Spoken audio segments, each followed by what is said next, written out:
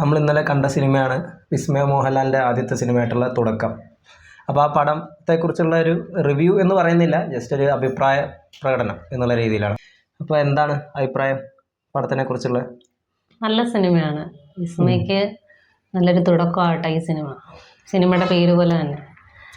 ഒരു പുതുമുഖ നടിയെന്ന് നമുക്കൊന്നും തോന്നുന്നില്ല. നല്ല ആക്ടിങ് ആണ്, എല്ലാം കൊണ്ടും നല്ലൊരു മികച്ച സിനിമ നമുക്ക് ഇഷ്ടപ്പെട്ടു.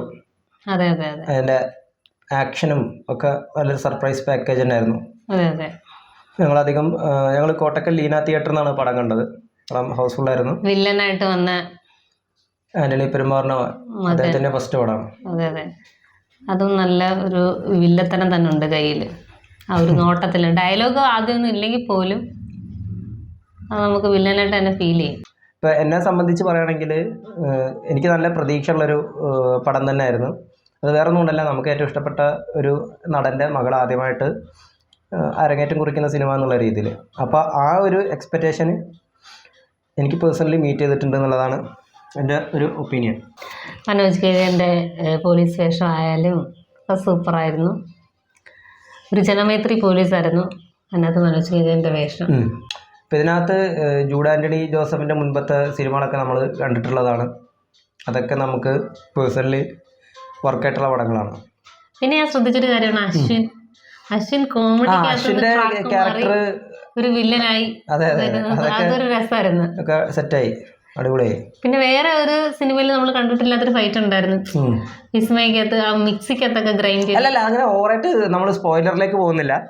അപ്പോൾ സിനിമ കാണാത്ത ആൾക്കാർ എന്തായാലും അത് ഇനി കാണാനുള്ളതാണല്ലോ. അപ്പോൾ വരും ദിവസങ്ങളിലൊക്കെ ഒരുപാട്. അപ്പോൾ ആക്ഷൻ പരിപാടികളെല്ലാം ഗുഡാണ്. ഗുഡെന്ന് വെച്ച് കഴിഞ്ഞാൽ നമ്മൾ കൂടുതലായിട്ട് അതിലേക്ക് വരുന്നില്ല. അത് ക്ലൈമാക്സിലുള്ള ആ പ്രകടനം എന്നുള്ളത് നമ്മൾ പറയുന്നുള്ളൂ. അതെന്താണെന്നുള്ളത് സിനിമ കണ്ടവർക്ക് അറിയാം. അത് ഒരു ഹൈ ലെവലിലേക്ക് പടത്തിനെ എത്തിച്ചു എന്നുള്ളത് തന്നെയാണ് ഏറ്റവും വലിയ ഹൈലൈറ്റ് ആണ് ഈ സിനിമയുടെ. അല്ല, വിസ്മയുടെ സ്റ്റണ്ടൊക്കെ കാണുമ്പോൾ നമുക്ക് അച്ഛൻ ഫൈറ്റ് ചെയ്യുന്ന പോലെ തന്നെ ഫീൽ ചെയ്യുന്നുണ്ട്. അല്ല, അതാ ഞാൻ പറഞ്ഞത്. അപ്പൊ അതിലേക്ക് നമ്മൾ കൂടുതലായിട്ട് അങ്ങനെ സ്പോയിലറിലേക്ക് പോകണ്ട, കഥയിലേക്ക് കടക്കണ്ട. വില്ലൻ എന്ന് വെച്ചാൽ ഫസ്റ്റ് ഡയലോഗ് ഇല്ലെങ്കിലും അവന്റെ ലുക്ക് കാണുമ്പോഴേ അറിയാം നല്ല പക്ക വില്ലനാണ്. അല്ല, അത് ഈ പറഞ്ഞ ഡയലോഗുകൾ കുറവാണെങ്കിലും ആ ആക്ടിങ്ങിന്റെ പവറാണ് അത് ഗംഭീരമായിട്ട് വന്നിട്ടുണ്ട്. ആ ഒരു പോക്കും നോട്ടമൊക്കെ കാണുമ്പോഴേ നമുക്ക് പേടിക്കും.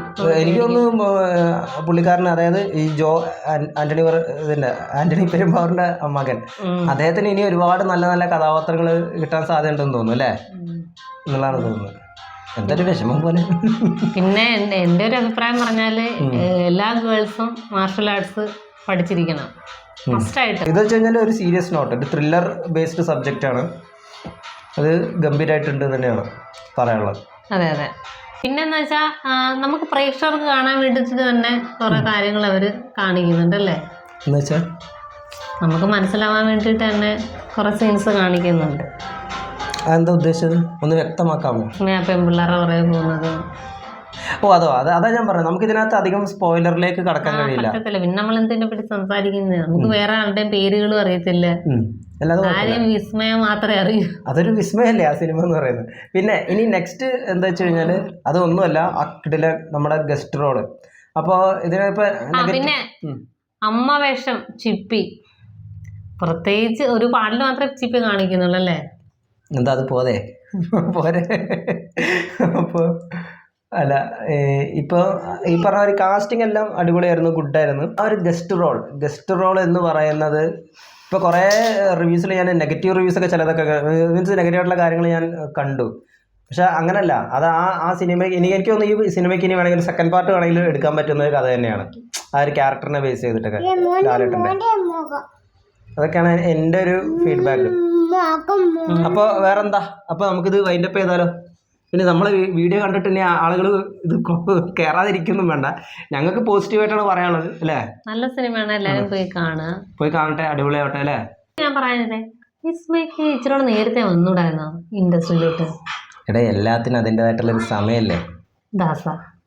അതാണ്. എന്നാലും അതല്ല, പുള്ളിക്കാരൻ എത്രയോ റോള് ചെയ്യേണ്ടതായിരുന്നു. ഇത്രയും നല്ല ആക്ടിങ് ഒക്കെ അതിൽ എനിക്ക് പറയാനുള്ളത് എന്താ വെച്ചാൽ, ഞാനിപ്പോൾ ഈ സിനിമയുമായി ബന്ധപ്പെട്ട ഒരുപാട് ഇൻ്റർവ്യൂസും കാര്യങ്ങളൊക്കെ കണ്ടു. അപ്പോൾ വിസ്മയുടെ ഒരുപാട് ഇൻ്റർവ്യൂസ് കണ്ടു. അപ്പോൾ അതിനകത്ത് വിസ്മയ പറയുന്നത് എന്താ വെച്ച് കഴിഞ്ഞാൽ, ഇപ്പോഴാണ് അതിൻ്റെ ആ ഒരു കോൺഫിഡൻ്റ് ആയിട്ട് സിനിമയിലേക്ക് വരാനുള്ള ടൈം ആയതെന്നാണ് പറയുന്നത്. എന്നാലും കുഴപ്പമില്ല, അരങ്ങേറ്റം ഗംഭീരമായിട്ടുണ്ട്, അടിപൊളി, സൂപ്പർ. അതെ, എല്ലാവരും സിനിമ കാണാം. യെസ്, അത്രേ ഉള്ളൂ. Okay, thank you. ഇനി ചേട്ടൻ ഏത് സിനിമയാണ് കാണുന്നത് അടുത്ത്? ഇനി അടുത്തത് നമുക്ക് കാണാനുള്ളത് മറ്റൊന്നുമല്ല, DC